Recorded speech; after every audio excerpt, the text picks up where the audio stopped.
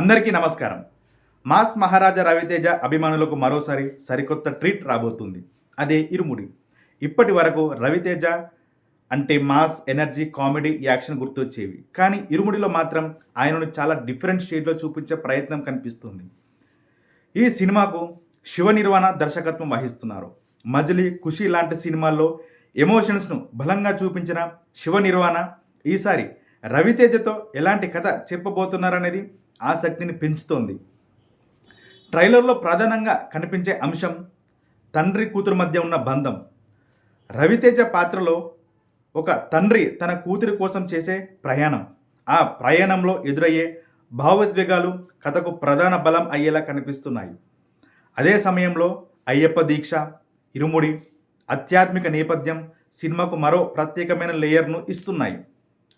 దర్శకుడు శివ నిర్వాణ కూడా అయ్యప్పమాల సినిమాలో ఒక భాగమే తప్ప మొత్తం కథ దాని చుట్టూ మాత్రమే తిరిగదని స్పష్టం చేశారు. అసలు కథ తండ్రి కూతురు ఎమోషన్ చుట్టూ ఉంటుందని స్పష్టం చేశారు. రవితేజ లుక్ విషయానికి వస్తే ఇప్పటి వరకు చూసిన దానికంటే చాలా సీరియస్గా, డిఫరెంట్గా కనిపిస్తున్నారు. ఒక చేతిలో ఇరుముడి, మరో చేతిలో చిన్నారిని ఎత్తుకునే లుక్ ఇప్పటికే సినిమాపై ఆసక్తిని పెంచింది. ఇక మ్యూజిక్ విషయానికి వస్తే జీవి ప్రకాష్ కుమార్ ఈ సినిమాకు సంగీతం అందిస్తున్నారు. విజువల్స్, బ్యాక్గ్రౌండ్ స్కోర్ కలిసి ఎమోషన్ సీన్స్ మరింత ఎలివేట్ చేసే అవకాశం కనిపిస్తుంది.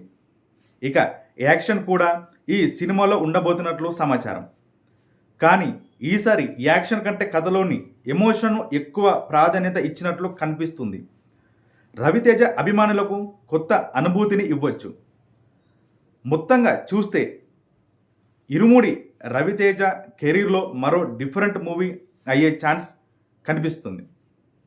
మాస్ మహారాజాను కేవలం మాస్ హీరోగా కాకుండా ఒక తండ్రిగా, ఒక మనిషిగా భావోద్వేగాలతో కూడిన పాత్రలో చూడబోతున్నాం. సినిమా థియేటర్లో ఆగస్ట్ 21, 2026న విడుదల కానుంది.